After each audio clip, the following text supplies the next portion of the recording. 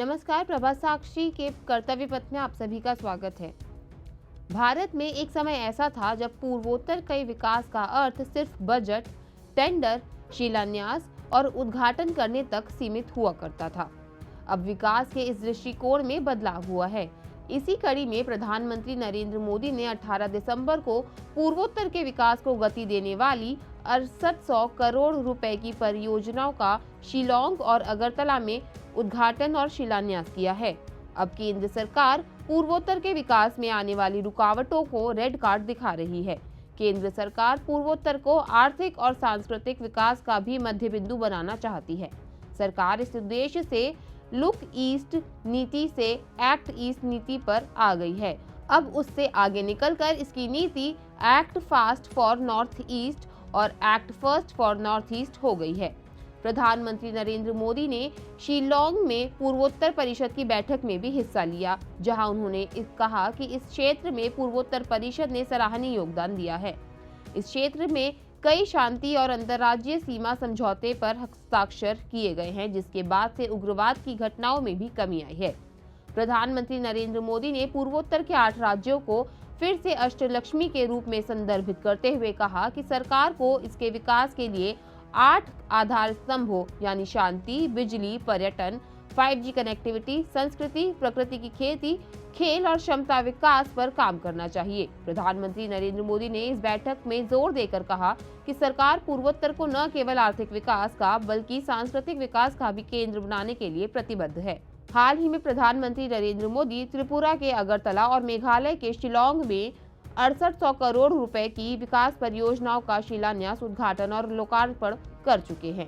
प्रधानमंत्री नरेंद्र मोदी ने कहा कि स्पोर्ट्स को लेकर भी केंद्र सरकार नई अप्रोच के साथ आगे बढ़ी है, जिसका लाभ नॉर्थ ईस्ट को हुआ है। बॉर्डर पर नई सड़कें, नई टनल, नए पुल, नई रेल लाइनें, नए एयर स्ट्रिप का निर्माण हो रहा है। केंद्र सरकार सीमा क्षेत्रों पर बसे वीरान गांवों को वाइब्रेंट बनाने में जुटी हुई है।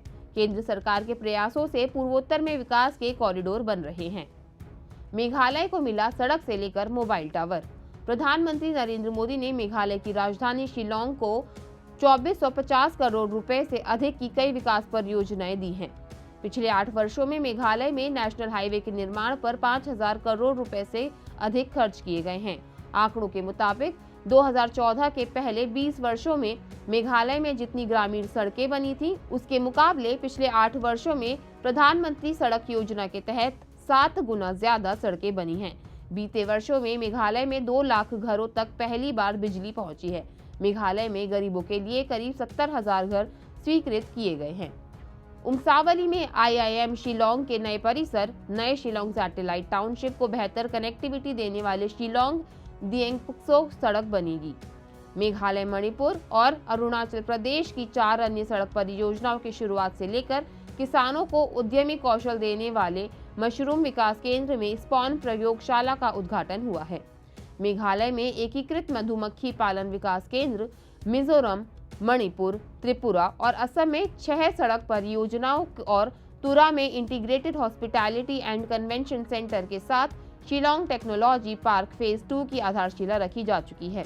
टेक्नोलॉजी पार्क फेज 2 बन रहा है, जिससे 3000 से अधिक नौकरियां उत्पन्न हो सकती हैं। त्रिपुरा में आवास से लेकर सड़क पर दिया जोर।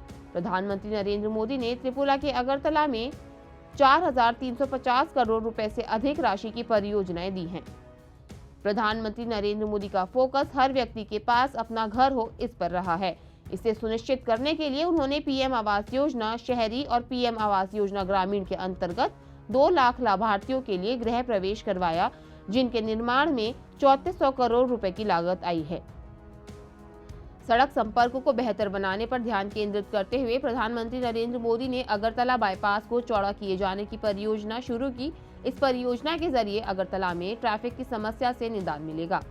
भारत, थाईलैंड और म्यांमार हाईवे जैसे रोड इंफ्रास्ट्रक्चर भी नॉर्थ ईस्ट को दूसरे देशों के साथ जोड़ रहे हैं। अगरतला में महाराजा बीर विक्रम एयरपोर्ट पर भी इंटरनेशनल टर्मिनल बनने से कनेक्टिविटी सुगम हुई है। पूर्वोत्तर में कुछ इस तरह दौड़ रहा है विकास का इंजन। शिलांग समेत पूर्वोत्तर की सभी राजधानियों को रेल सेवाओं से जोड़ा गया है। देश की पहली स्पोर्ट्स यूनिवर्सिटी का निर्माण पूर्वोत्तर में हुआ है। अब पूर्वोत्तर में मल्टीपर्पज हॉल, फुटबॉल मैदान, एथलेटिक्स ट्रैक समेत कुल 90 प्रोजेक्ट्स पर काम जारी है। पूर्वोत्तर में ऑप्टिकल फाइबर की कवरेज लगभग 4 गुना बढ़ी है।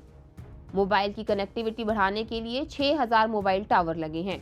पर्वतमाला योजना के तहत रोपवे नेटवर्क से नॉर्थ ईस्ट के प्रसिद्ध पर्यटन स्थलों में सुविधा बढ़ी है।